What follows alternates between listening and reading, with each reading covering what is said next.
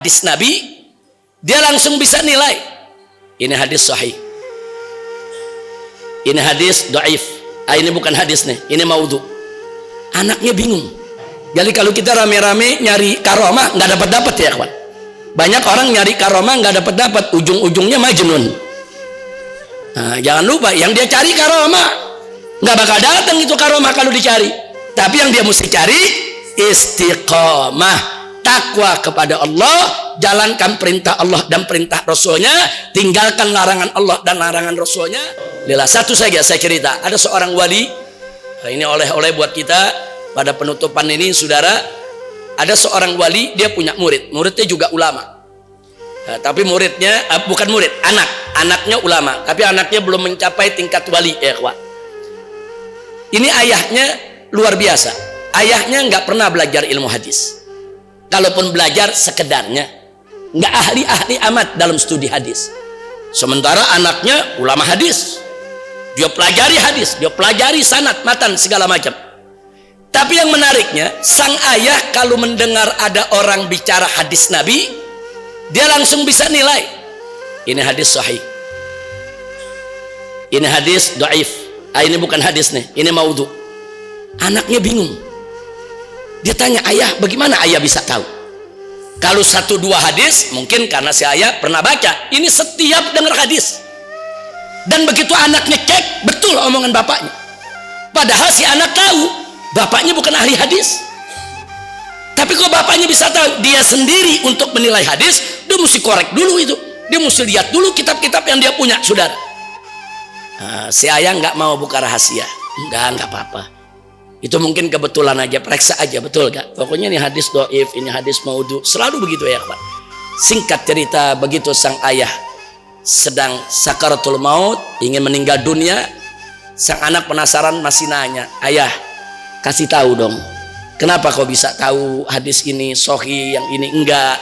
Sang ayah mengatakan kepada si anak, bersihkan hatimu nak, takutlah kepada Allah. Kalau kau takut kepada Allah, bersih kau punya hati, maka Allah akan buka mata hatimu. Kau bisa melihat yang orang lain gak lihat. Nah, kau mau tahu apa yang aku lihat? Kalau aku lihat ada orang menyampaikan suatu hadis, hadis itu sahih, dari mulutnya aku lihat keluar cahaya. Kalau aku lihat cahaya keluar, ini hadis Nabi ini yang diucap. Keluar cahaya, itu hadis sahih, betul dari Nabi.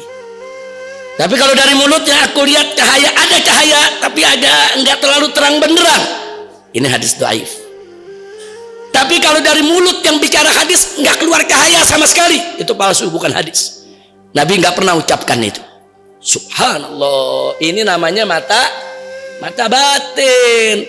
Mata batin begini enggak bisa dipelajarin di pesantren, enggak bisa di majelis taklim, enggak bisa ya kawan. Mata batin ini anugerah Allah.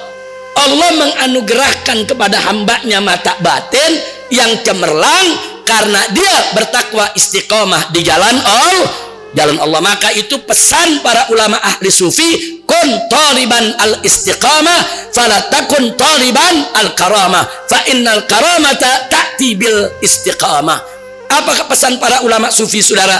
Mereka mengatakan, jadilah engkau sebagai orang yang mencari istiqamah. Jangan kau menjadi orang yang mencari karamah. Kenapa? Karena sesungguhnya karamah akan datang melalui istiqamah. Jadi kalau kita rame-rame nyari karamah nggak dapat ya kawan. Banyak orang nyari karamah nggak dapat, ujung-ujungnya majnun. Nah, jangan lupa yang dia cari karamah nggak bakal datang itu karamah kalau dicari.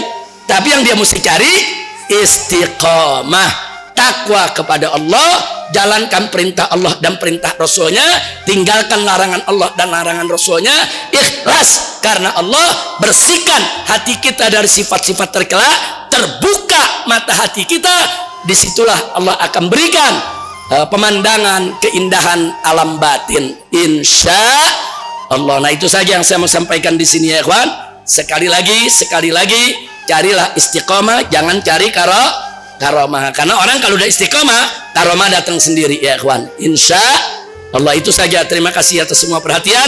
Mudah-mudahan majelis ini diberkahi oleh Allah Subhanahu wa taala.